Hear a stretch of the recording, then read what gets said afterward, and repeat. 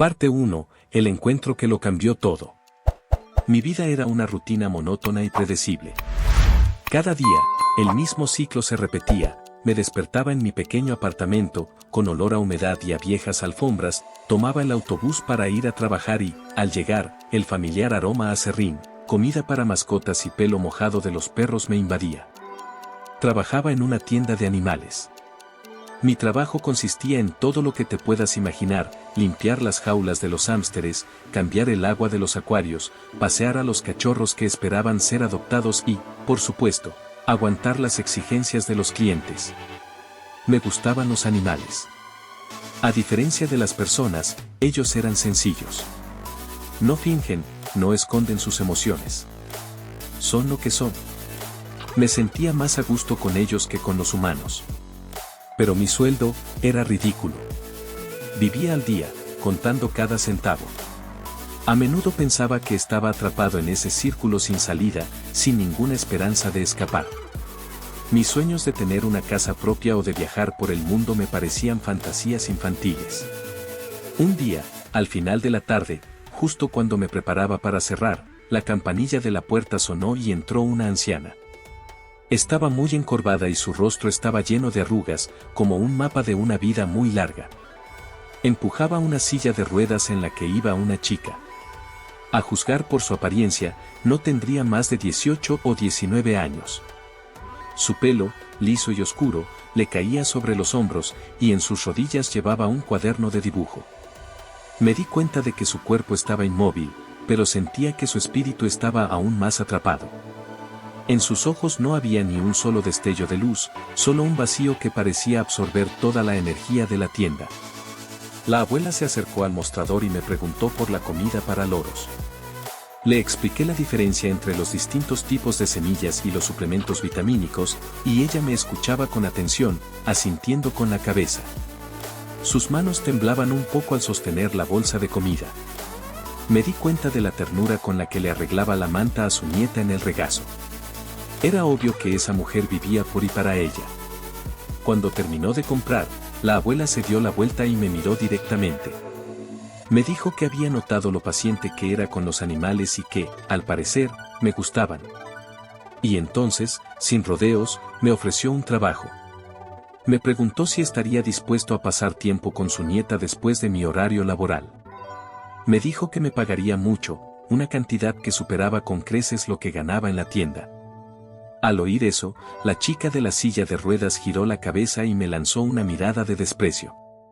Era una mirada llena de escepticismo, como si pensara que yo era uno más de esos tontos que la trataban con lástima.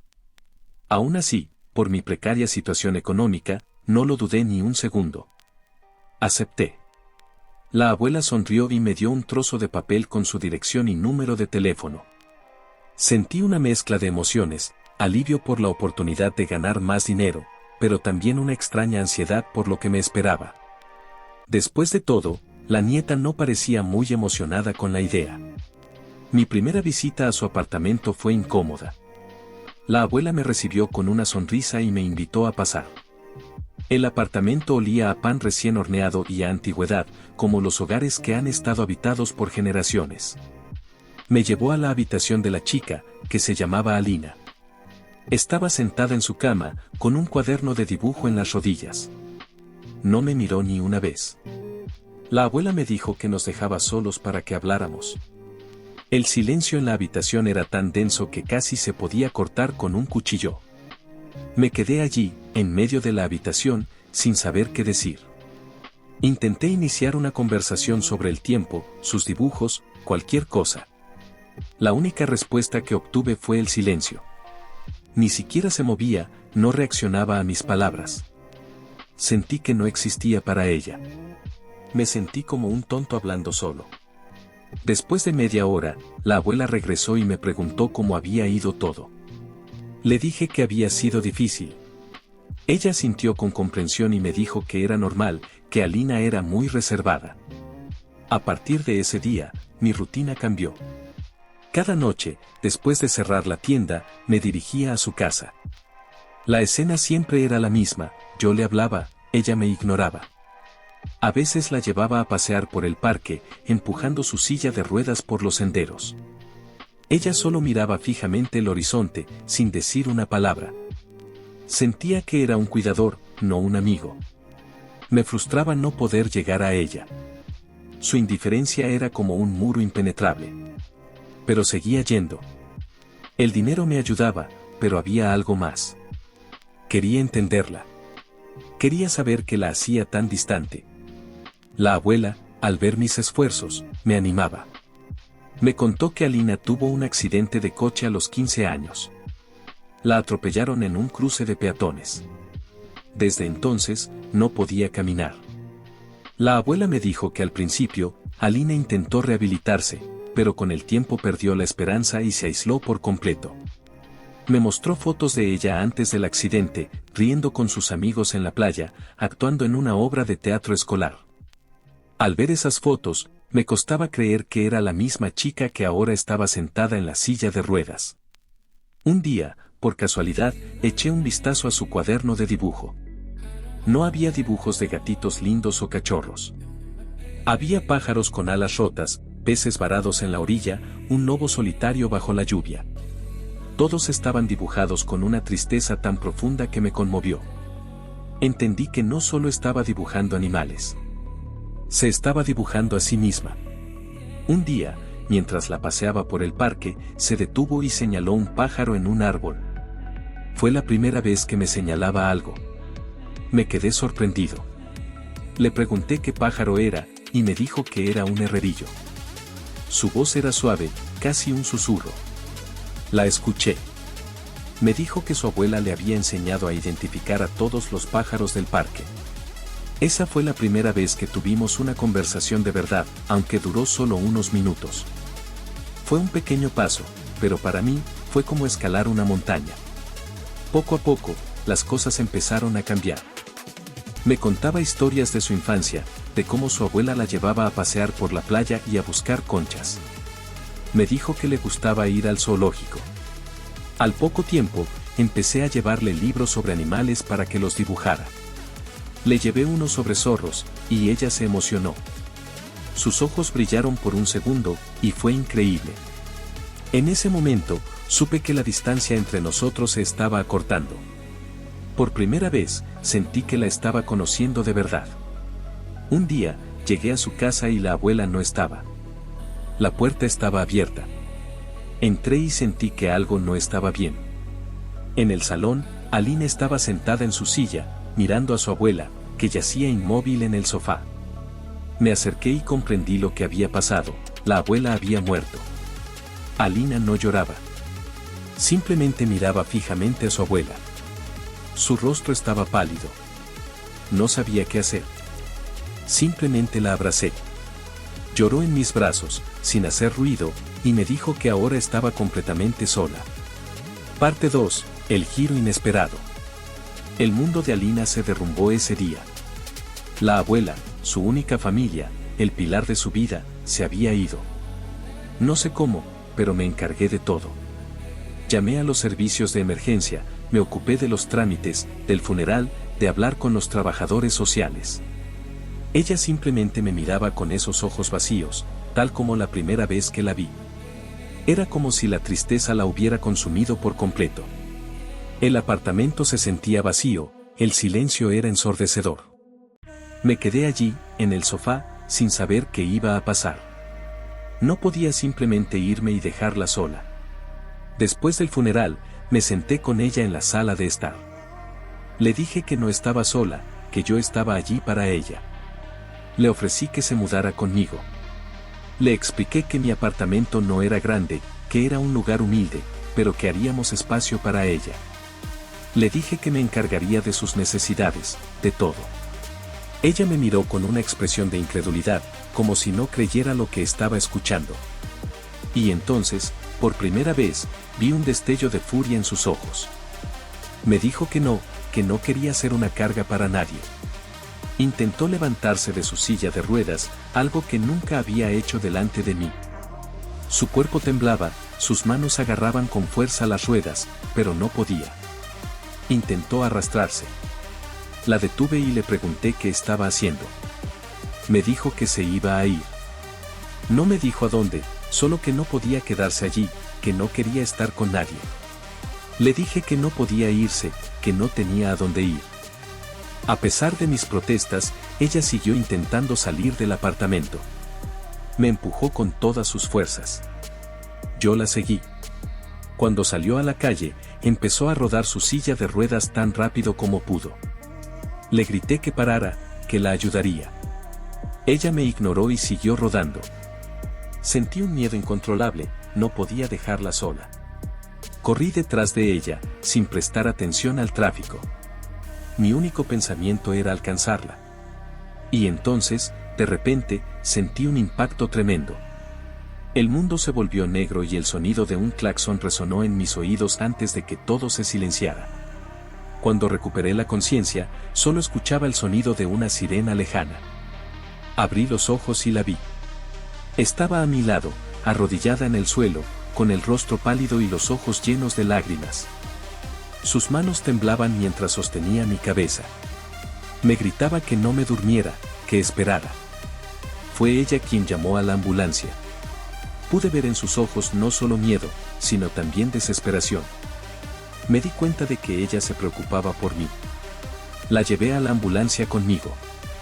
En el hospital, los médicos me dijeron que tenía una fractura en la columna vertebral. Los médicos no me dieron esperanzas. Me dijeron que podría no volver a caminar. En ese momento, sentí que mi mundo se desmoronaba.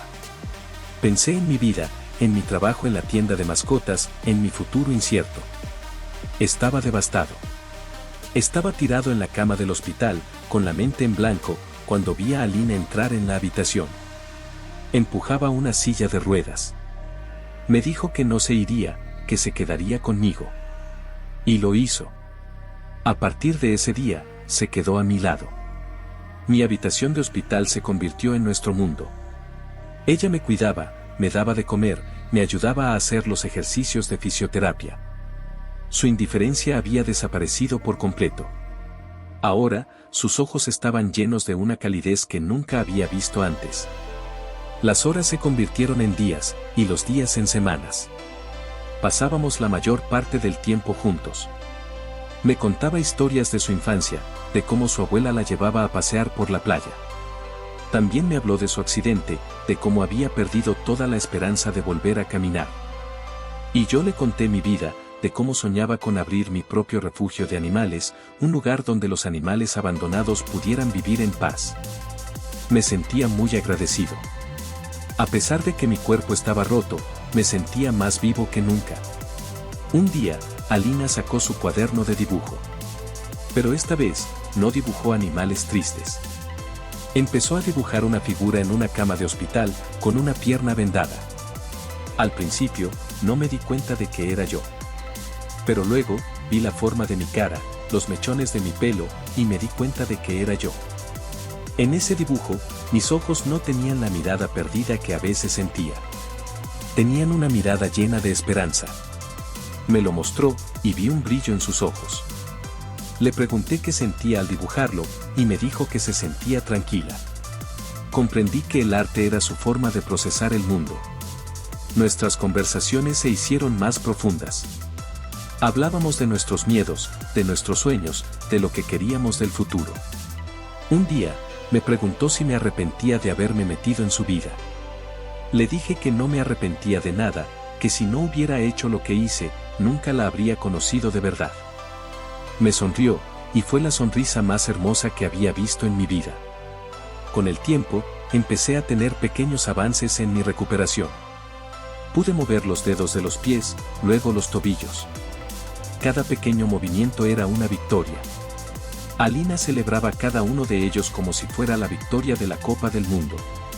Un día, el médico me dijo que había una pequeña posibilidad de que pudiera volver a caminar, pero que el proceso sería largo y doloroso.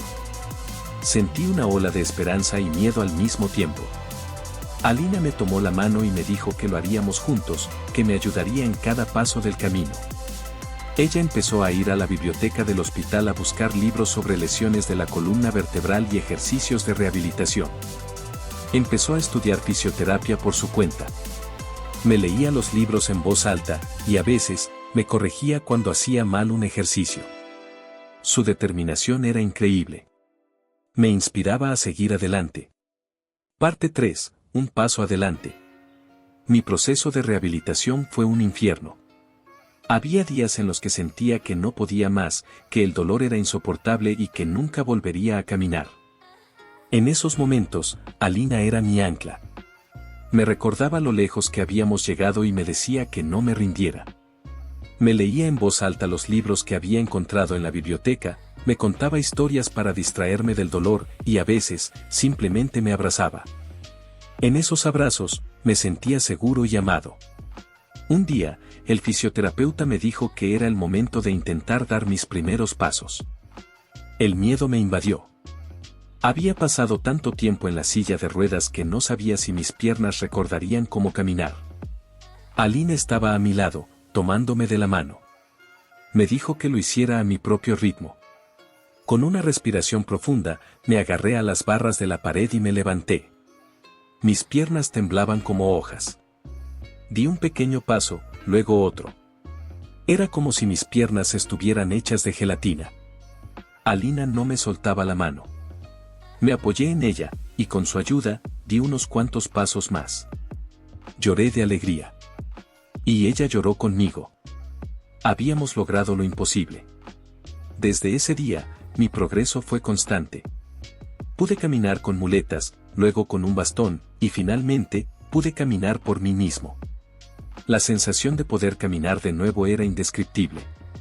Fue como volver a nacer. El día que pude llevar a Alina a pasear por el parque, empujando su silla de ruedas como lo hacía antes, fue uno de los mejores días de mi vida. Me dijo que quería ir a la tienda de mascotas. Me sentí emocionado, porque era como si el ciclo se cerrara. Cuando entramos en la tienda, el olor a aserrín y comida para mascotas me trajo recuerdos. Un muchacho que trabajaba allí se acercó y nos preguntó si necesitábamos ayuda. Le sonreí y le dije que no, que solo estábamos mirando. Vimos a los hámsteres, a los pájaros, a los gatos. Alina me dijo que quería una pecera. Le dije que le compraría la más grande que tuvieran. Y lo hice. Con el tiempo, Alina volvió a dibujar con más frecuencia. Sus dibujos eran de lugares a los que queríamos viajar, de la vida que queríamos construir juntos. Ella seguía en su silla de ruedas, pero su espíritu ya no lo estaba. Su sonrisa era contagiosa, y su risa era mi canción favorita. Me di cuenta de que mi accidente no había sido una tragedia, sino un punto de inflexión. Había perdido mi capacidad para caminar por un tiempo, pero había ganado mucho más. Había ganado a Alina. Un día, mientras estábamos en el parque, me preguntó si me sentía feliz. Le dije que era la persona más feliz del mundo.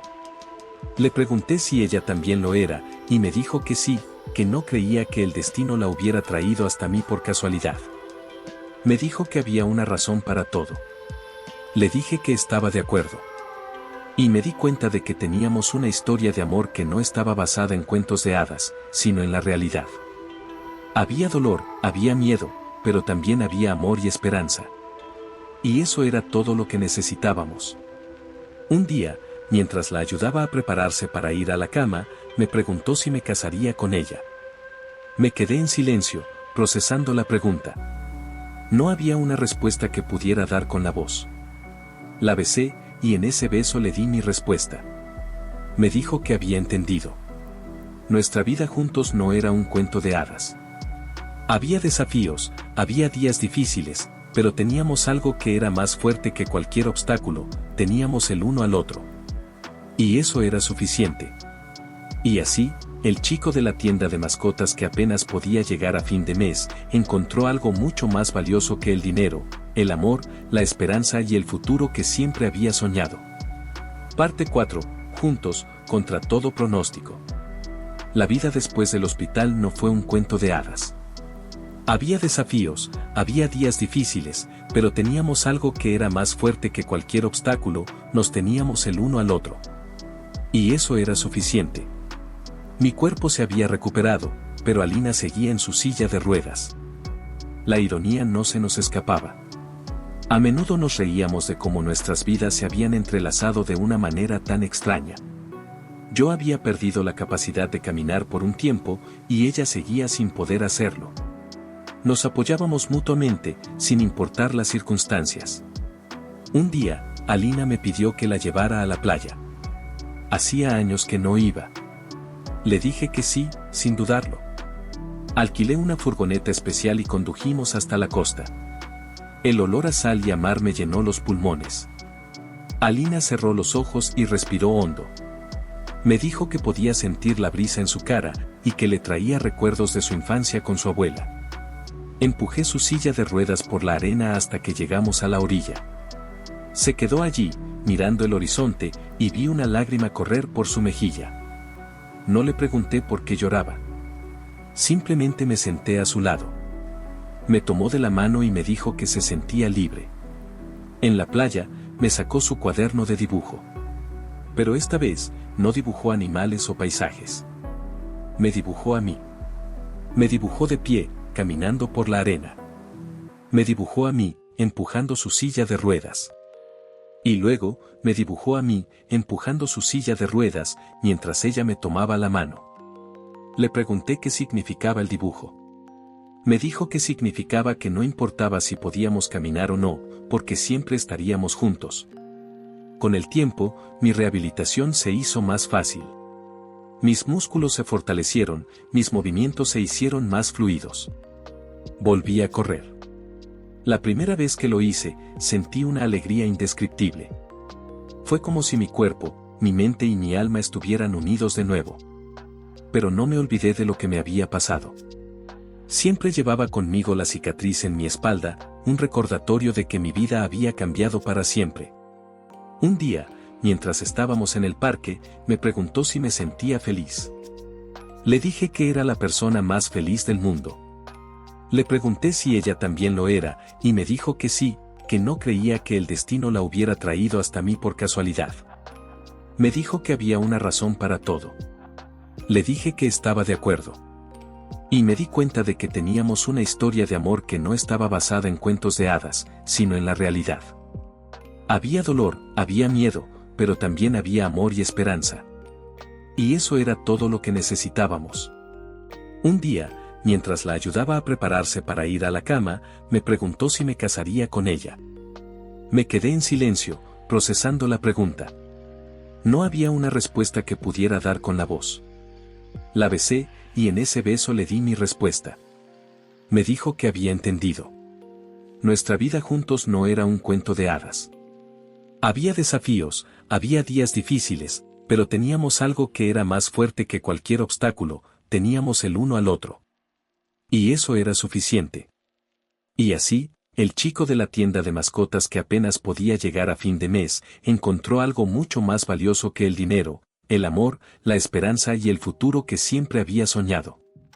Nuestra historia es una prueba de que, a veces, los mayores obstáculos de la vida son los que nos llevan a nuestro destino.